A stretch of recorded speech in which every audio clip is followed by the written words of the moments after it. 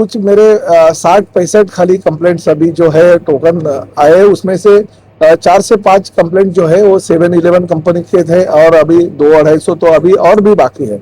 उसमें से और कितने कंप्लेंट रहेगी, ये भी सही है कि 7-Eleven कंपनी का कारोबार बहुत बड़े पैमाने पे होने की वजह से ये कंप्लेंट सब आती रहेगी। तो हमने ये तय किया कि आखिर हम हर डिपार्टमेंट को बार बार, क्योंकि रोज ही कंप्लेंट आती रहती है। आज लोग दरबार है इसलिए आए, मगर बाहर भी मैं अगर मेरे कार्यालय में बैठता हूँ तो वहां पे भी कंप्लेंट आती है। बहुत लोग हैं जो नरेंद्र मेहता जी के ऊपर जलते हैं और इसलिए शायद कंप्लेंट उन्होंने की रहेगी, तो उसकी जानकारी सही रीत से करना भी मेरा महायुति का मंत्री के तौर पे और उनका सहयोगी विधायक के तौर पे मेरा कर्तव्य बनता है।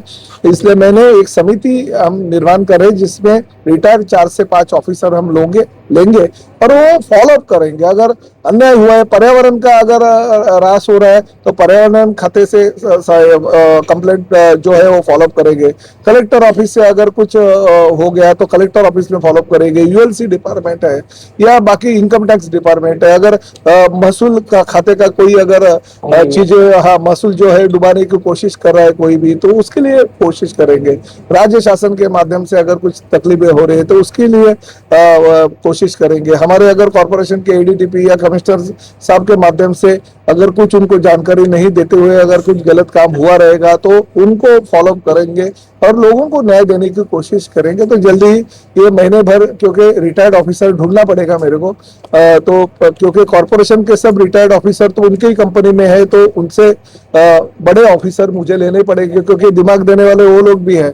तो जरा अच्छी समिति बनाता हूँ ताकि मीरा भाईंदर शहर की जनता को न्याय मिले। सर आपने जलन शब्द का इस्तेमाल किया तो कहीं ना कहीं आपकी मोहब्बत भी दिखाई देती है मेरे साथ। नहीं, मोहब्बत नहीं, देखिए महायुति सरकार है, आखिर कैसे अगर गलत कोई हमारे विधायक को बदनाम करता रहेगा तो गलत है ना। ये जो सही बात है उसके ऊपर ही निर्णय होगा। कोई पॉलिटिकल हमारी अगर लगाने की, कोई आपस में भिड़ाने की कोशिश करते रहेंगे तो वो भी गलत है। आगे महायुति सरकार का मैं ज्येष्ठ मंत्री हूँ तो उनके ऊपर भी अन्याय नहीं होने चाहिए, ये मेरी भूमिका है।